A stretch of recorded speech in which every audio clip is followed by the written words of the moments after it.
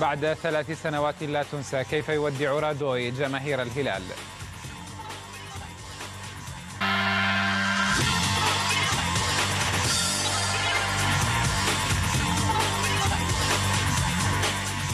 أهلا بكم من جديد. بين الروماني ميريل رادوي المعروف في بلاده بيزورو أنسة ومحبة وود، والهلاليين أخلص للقميص الأزرق وكأنه فتح عيناه عليه، فأحبه الرجال الزرق حبا لا يعبر عنه أو لا يعبر عنه إلا بلغة العيون. البارحة وقع للهلال سنة إضافية تمهيدا لانتقاله إلى العين الإماراتي في الموسم المقبل ليلحق بمواطنه المدرب أولاريو كوزمين.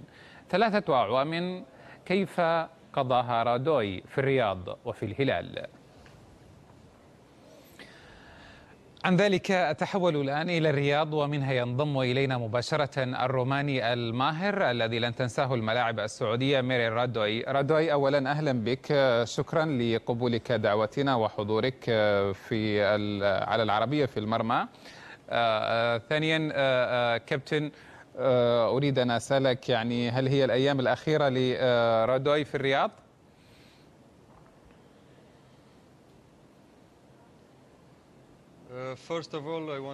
بداية نود أن نقول مساء الخير لك ولجميع مشاهديك. ثم بالنسبة لأيامي الأخيرة في الرياض، كلا ليس بعد، لأن عقدي مع الهلال ما زال ساريا، وسنرى فيما بعد ماذا سيحدث خلال أشهر أو سنة ربما، لست واثقا. نعم كابتن، يعني أسألك سؤالا افتراضيا، فيما لو افترضنا بأنها أيامك الأخيرة في الرياض، ما الذي بقي في ذهن رادوي أو الذي سيحتفظ به كثيرا عندما يغادر الهلال؟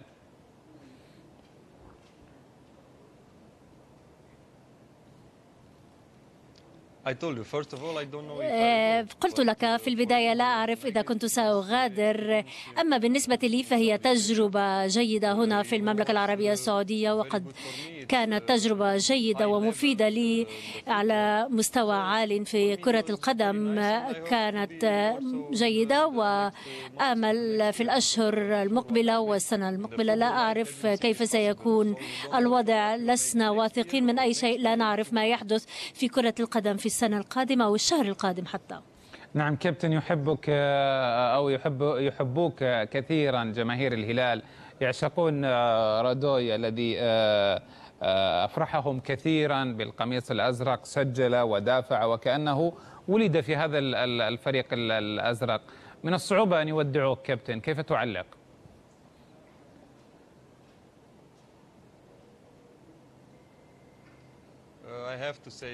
علي أن أقول أنا أشكر بداية المشجعين واللاعبين وكل الأشخاص في هذا النادي، لأنهم كانوا مساندين لي، والمشجعين كانوا يهتفون باسمي في كل مباراة لأنهم يقفون مع كل الفرق، وهؤلاء المشجعين هم الأول في السعودية بالنسبة لي، ودون المشجعين لا أعرف إذا كان لدينا مثل هذه النتائج حتى الآن. نعم كابتن، أفضل السنوات بالنسبة لك السنوات الثلاث في الهلال، أي سنة كانت الأفضل؟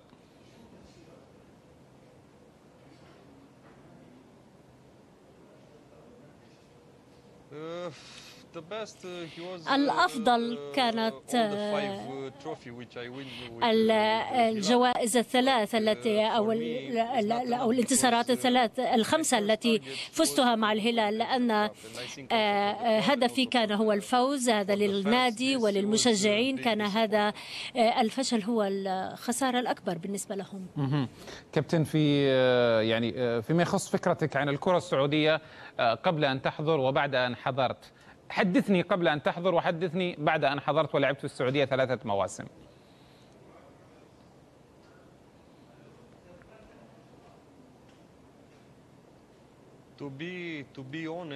بصراحة لا أعرف، لم أكن أعرف الكثير قبل أن آتي إلى هنا.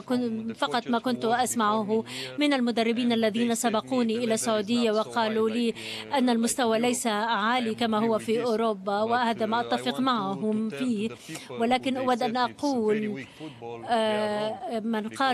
لمن قالوا أن الكرة هنا ضعيفة، أقول لهم أنهم مخطئين. هي جيدة لمستوى جيد ولديهم لاعبين أكفاء. بالنسبة لي كانت البطولة صعبة بالطبع. كابتن، ماذا ينقص اللاعب السعودي بالنسبة لك وأنت يعني عايشت الكرة السعودية 3 مواسم؟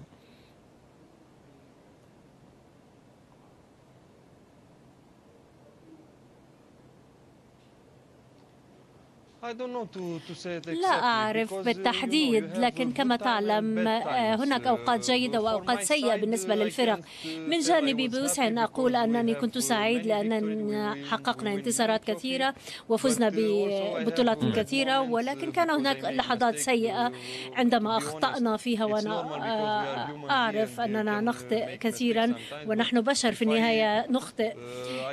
ولا أعرف إذا كان هناك جهة لديها أي شيء ضدي. أنا أعتذر على أي شيء سيء بدر مني حتى الآن.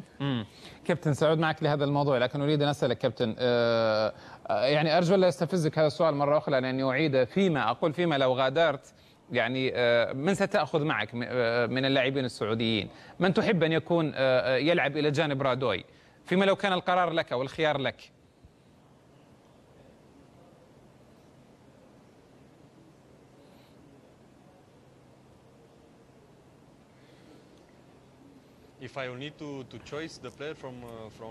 إذا أردت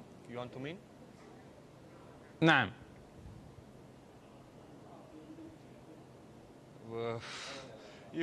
نعم، إذا كان الأمر يعود لي وسأغادر من الهلال وأود أن أخذ أحدا، سأخذ الفريق كله، وهذا ليس ممكن، ولن يكون هناك فريق لاعب واحد. فالفريق الهلال أعني كل اللاعبين فيه جيدين. لذلك في هاتين السنتين والنصف اللتين قضيتهما هنا وفزنا بكأس الملك وخسرنا فقط بالبطولة النهائية في كأس الملك، ولكننا أبلينا حسنا. وبالنسبة لي الاختيار من اللاعبين صعب جدا، فاللاعبين مثل ياسر وفهد وشلهوب وأسامة كلهم جيدين، والأسماء يمكن أن تستمر وتواصل حتى أختار جميع اللاعبين. نعم. كابتن، هل ستغادر الهلال من أجل أن تغير المكان الذي أنت فيه والأجواء التي تعيش فيها، أو ستغادر من أجل المال؟ بصراحة أجبني، هذه الإجابة لجماهير الهلال أكثر مما تكون لي أنا.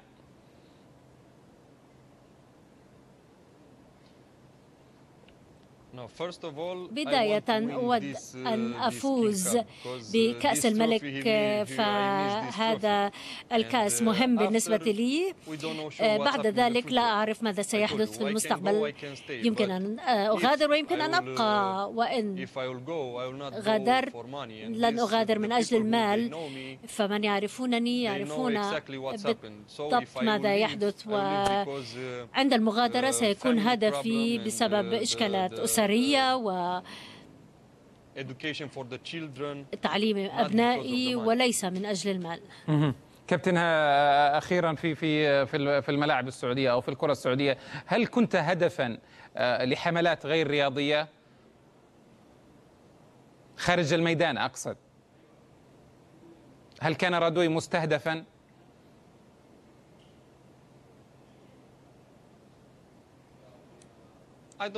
لا أعرف إن كنت هدفا أو مستهدفا.